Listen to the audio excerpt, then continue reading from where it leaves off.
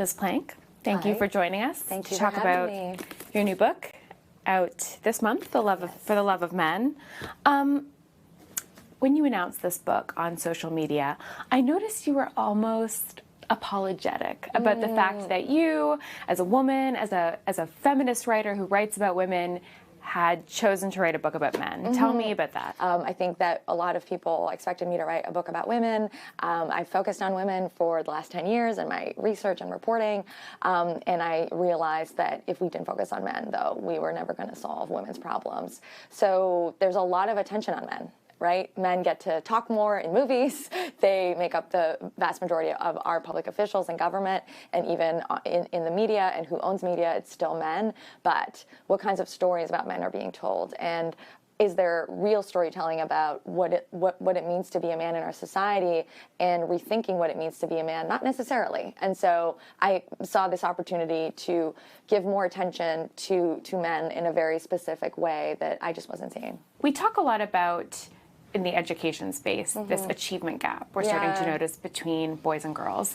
Boys are underperforming at schools. And what was really interesting, what I hadn't known before reading your book, was that that's actually really influenced by socioeconomic status and how resourced a school is. Can you talk about those? Yeah, I thought that was some of the most fascinating data that I came across. So the gender gap is completely reversed in schools, but what you find in the data is that this gender achievement gap between boys and girls disappears in high resource environments.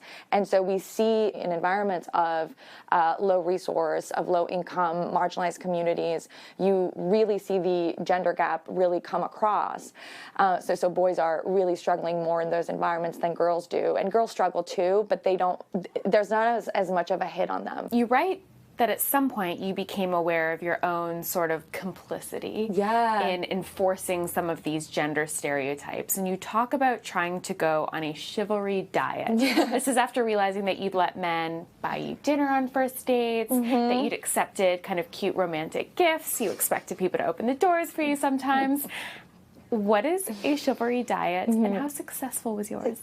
It was really successful. It was really hard to start, like any diet, I think, but I highly recommend it. I just decided, to cut it off cold turkey, and I thought I would lose a lot. I was like, now I have to pay for my own. Like, am I going to feel not taken care of? Am I going to make, I don't know, the man I'm with feel emasculated and you're or actually whatever? Saying, like, I don't want you to buy this. I don't want you to hold the door open for me. I don't want gifts. I think the door thing is a different thing. I think everyone should, I don't have problems with politeness. I think everyone should open the door for everyone. And as a Canadian, I get very offended when people don't look back when they're passed through a door to see if someone's behind them to keep the door open. As a Canadian, I agree. Okay, thank you. We're in agreement on that. Hopefully that's not controversial.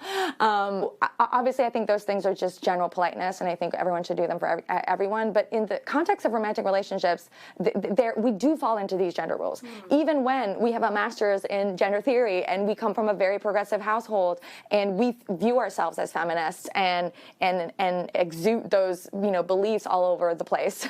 And I didn't realize that even though I didn't think that I owed you something, because who cares if you pay for my dinner? I don't owe you sex. I don't owe you affection. I don't owe you anything else. Implicitly, it does sort of affect the relationship. There's a power dynamic there. When one person is financially determining the transactions and supplying the house, supplying the meal, it creates a weird power dynamic. And I started feeling so much freer in my relationships and started saying what I needed and not feel bad about it. And I didn't realize how bad I would feel about it if I let all of my control, if I let the other person basically have all that control over me and like what I would do. Interesting. Yeah, I was told no man will buy your book. I wasn't told no man. I was told men won't buy your book.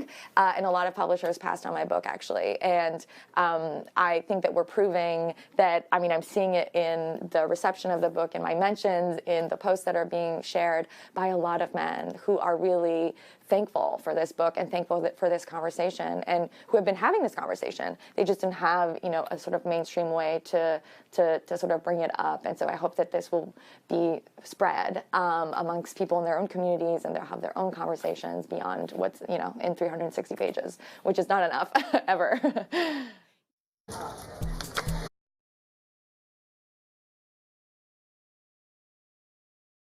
Hey, NBC News viewers, thanks for checking out our YouTube channel. Subscribe by clicking on that button down here and click on any of the videos over here to watch the latest interviews, show highlights, and digital exclusives.